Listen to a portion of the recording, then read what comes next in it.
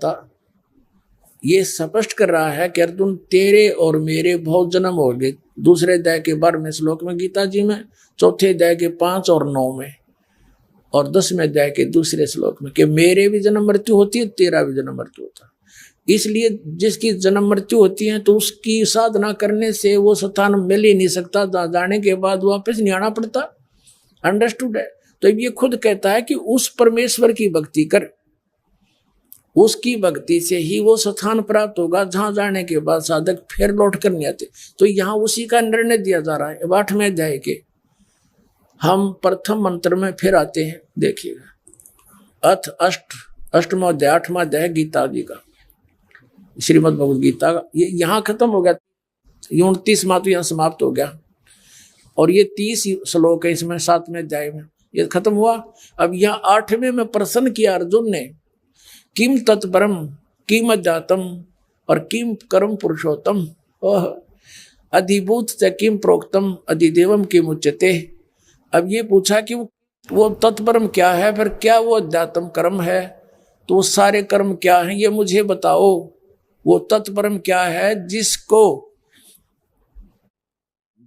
जिसको जानने के पश्चात साधक केवल जरा और मरण से ही छूटने का प्रयत्न करते हैं, वो किम तत्परम, वो परमात्मा कौन है।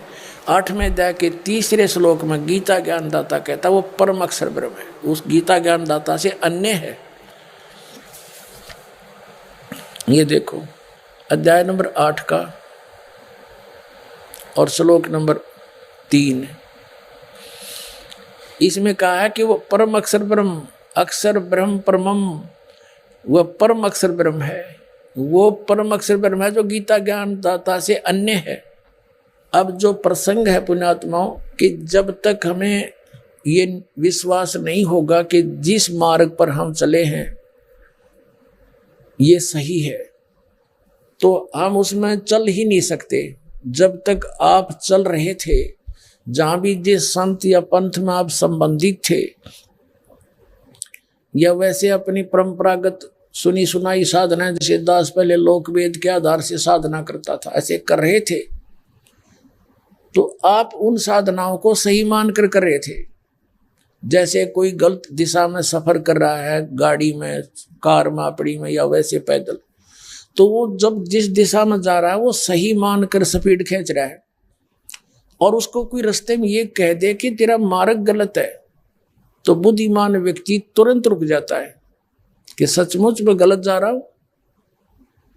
तो फिर वो तसल्ली करता है और फिर वापस मुड़ जाना चाहिए जब ये पता लग जाए मैं गलत जा रहा हूं।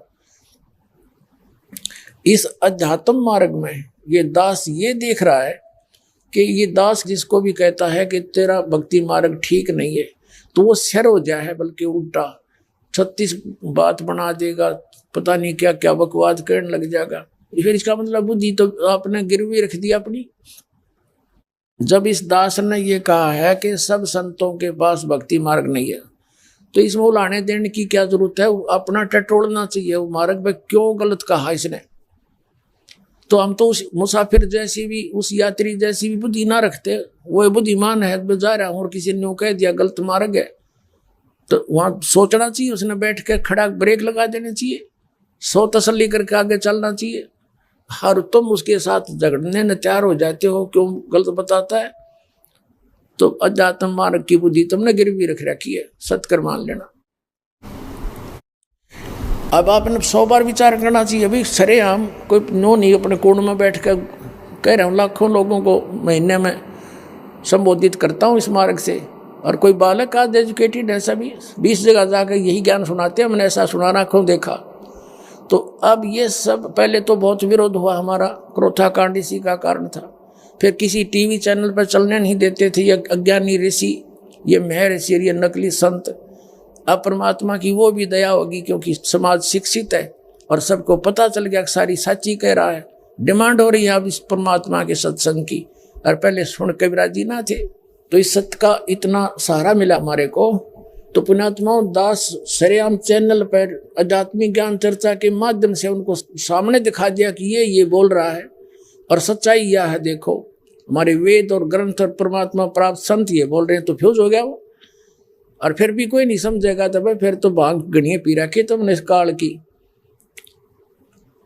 और ये भी उतरेगी भाई इस ज्ञान से, ज्यादा सुनो। ठीक है, पहली बार तो मुझे भी ऐसा ही खटका था, क्योंकि श्री कृष्ण और श्री राम और विष्णु जी का कट्टर पुजारी था दास, हनुमान जी का पुजारी था। पहली बार यह सुनी तो धक्का हाथ लग गया था मुझे भी, कति जैसे कुनीन खाली हो।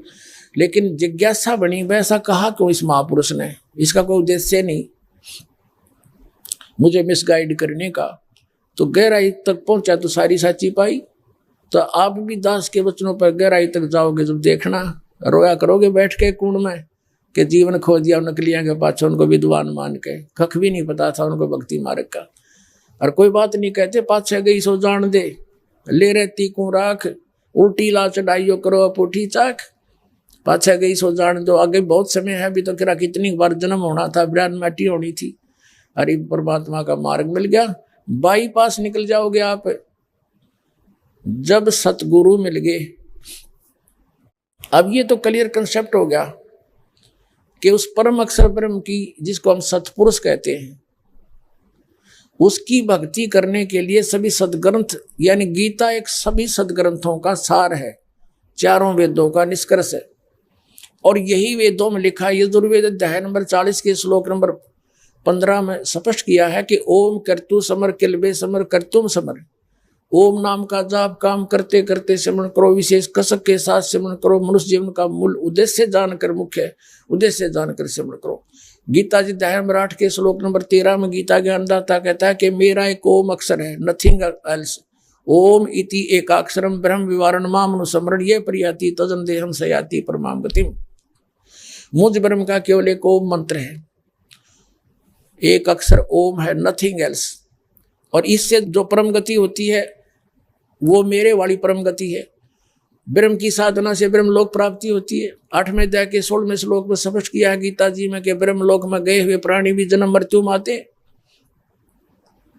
यजुर्वेद अध्याय नंबर 40 के श्लोक नंबर 15 में आपको स्पष्ट कर दिया कि वायु अनिलम अथिदम भस्मांतम शरीरम ओम कर्तु समर कल्बे समर और कर्तुम समर। आपका जो शरीर का अंत हो तब तक श्वासों के सिमरण से इस ओम नाम का जाप काम करते करते सिमरण कर, विशेष कसक के साथ सिमरण कर, मूल उद्देश्य जानकर सिमरण कर। फिर 40वें अध्याय के 17वें श्लोक में कहा है, यो वेद ज्ञानदाता वही है जो गीता ज्ञानदाता है। ये कह रहा है कि मैं तो ब्रह्म हूं, मैं ब्रह्म लोक में रहता हूं, और वो परमात्मा गुप्त है, पूर्ण परमात्मा वो प्रोक्ष है, वो तो गुप्त रहता है ऊपर सूर्य मंडल में, यानी तेजो में लोक में रहता है, और मैं ब्रह्म हूं। तो इसे सिद्ध हो गया कि दो भगवान वेदों प्रमाण है। तो पूर्ण परमात्मा की भक्ति वेद भी कह रहे हैं। 40वें अध्याय के यजुर्वेद के 10 से लेकर 13 में स्पष्ट किया है कि उस परमात्मा के बारे में वेद ज्ञानदाता कहता मैं भी कंप्लीट नॉलेज नहीं रखता, इसलिए नेति नेति बोल देते हैं वेदों में लास्ट में कि इतना ही नहीं है जो हम बता चुके हैं। उसके लिए स्पष्ट कर दिया कि उसके लिए तो तत्वदर्शी संतों को खोजो, वो बताएंगे। और गीता जी में तो स्पष्ट कर दिया कि उस परमात्मा ने अपने मुख से जो ज्ञान दिया है वो सच्चिदानंद घन ब्रह्म की वाणी है, वो कबीर वाणी है, और कबीर वाणी में वो ज्ञान विस्तार के साथ है। तो वो कबीर वाणी को भी दास ने समझा, ये कबीर पंथी नहीं समझ सके, इनके पास सतनाम नहीं, इनको कख भी नहीं पता सतनाम का पूरे कबीर पंथ में। ये दास गारंटी के साथ कहता है। तो ये कहाँ ले जाएंगे, कहाँ जाएंगे, क्या समझाएंगे भगवान के विधान को? आप भी नरक में जाएंगे और इन भोली आत्माओं को भी नरक में ले जा रहे हैं।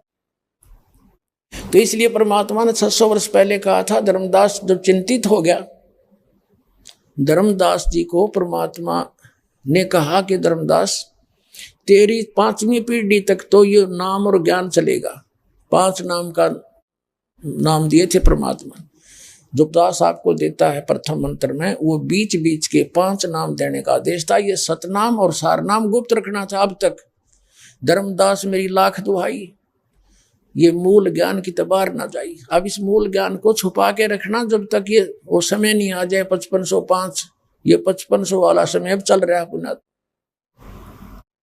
तो धर्मदास चिंतित हो गया कि परमात्मा आप कह रहे हो कि 6ठी पीढ़ी में जो मेरा वंश से जाएंगे वो भ्रमित हो जाएंगे ज्ञान से, और ये ज्ञान नहीं रहेगा, ये नाम नहीं रहेगा, तो मेरे परिवार आप कह रहे हो 42 वंश मुझे दे दिए आपने, उनका उद्धार कैसे होगा। घना चिंतित हो गया, घना दुखी हो गया, आत्मा तो रोने लग गया। तो परमात्मा ने कहा था तू चिंता ना करे, जब ये 12 पंथ चल लेंगे ना काल के, 12 पंथ काल चलाओगा मेरे नाम ते, 12वां पंथ गरीबदास का पंथ होगा, छुड़ाने वाले का। 1774 में उसका जन्म होगा। मेरे ही कारण वो पंथ चलेगा कि उसके माध्यम से मैं अपनी महिमा की वाणी को पुनः प्रकट कराऊंगा। तो परमात्मा ने कहा था कि मैं उस गरीबदास वाले पंथ में आगे चल के 5505 में यह बात मेरी सच्ची होगी जो आज बता रहा हूं, मैं आऊंगा गरीबदास वाले पंथ में, और भाई फिर सब पंथों को खत्म कर दूंगा, ऐसा ज्ञान सुनाऊंगा, ये मूल ज्ञान जो छुपा रखा है, और पूरा विश्व ही आएगा मेरी शरण में। फिर तेरे वंशज भी पार हो जाएंगे और हजारों वर्षों तक ये ज्ञान चलेगा, फिर समाप्त नहीं होगा। तब धर्मदास का दिल डटा था कि परमात्मा बड़ी दया करी आपने, आप आओगे तो फिर तो पार हो ही जाओगे। तो वो दास भेज दिया परमात्मा ने, खुद ना आए तो ज्ञान वही का वही है, और परमात्मा हमारे साथ है और नाम यही है। तो पुण्यात्माओं, सतनाम है 2 अक्षर का, जो आपको द्वितीय बार दिया जाता है, जिसमें एक ओम मंत्र है, एक गुप्त है, तत् जो नाम लेता उसको बताया जाता, और तीसरा फिर सार नाम है। फिर ये तीनों मिलकर के एक ही मंत्र बन जाएगा लास्ट में। इनकी विधि 3 प्रकार से होगी, ओम तत् सत, और इससे मोक्ष होगा। ये विश्व में किसी के पास नहीं।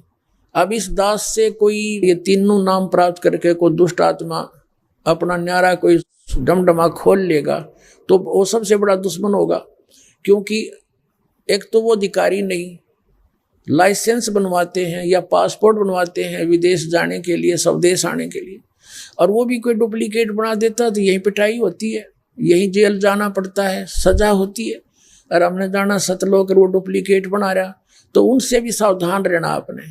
ये सत्कर मान लेना, इस विश्व में इस दास के अतिरिक्त ये मंत्र किसी के पास नहीं है, ना कोई अधिकारी है, और इस बिना मोक्ष नहीं होगा। तो अब ये समाधान भी आपको दिया जा रहा है और ज्ञान भी बताया जा रहा है। अब आपका कल्याण सुनिश्चित है, दृढ़ता से लगे रहना, डगमग ना होना। बोलो।